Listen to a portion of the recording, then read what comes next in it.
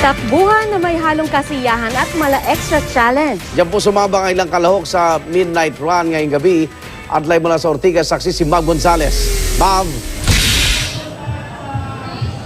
Igan, Sandra, mga nakakatakot at nagagandahang Halloween costumes nga ang bida sa midnight run dito sa Pasig City.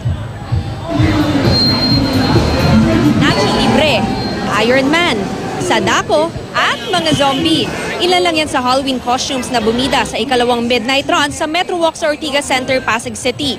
May 3, 5, 7 at 10-kilometer runs na iikot sa iba't ibang kalsada sa Ortigas Center. May 4 na challenges naman na kailangang daanan ng mga kasali. Una ang sementeryo kung saan may kukunin sila doon mismo sa loob ng isang nicho. Sunod kukuha naman sila ng kiss marks. At bago tumawid ng finish line, papasok sila sa isang nakakatakot na haunted house. Narito ang interview natin sa ilang participants. One of my favorite movies, yung Nacho Libre.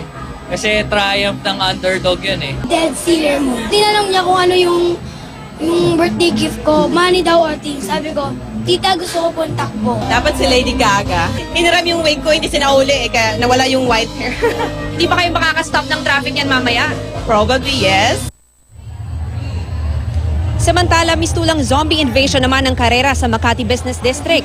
Bawat kalahok may nakakabit na 3 watawat na dapat hindi maubos. At sa ilang bahagi ng Buendia, may mga zombing gustong kainin ika nga ang watawat nila. Alayin daw nila ang zombie run sa mga biktima ng mga kalamidad. Igan, Sandra, sa ilang sandali nga lang ay magsisimula na ang midnight run. Hanggang alauna ito ng madaling araw, kaya mga kapuso, pwede pa po kayong humabol. At live mula rito sa Ortigas Center, ako si Mav Gonzales, ang inyong saksi.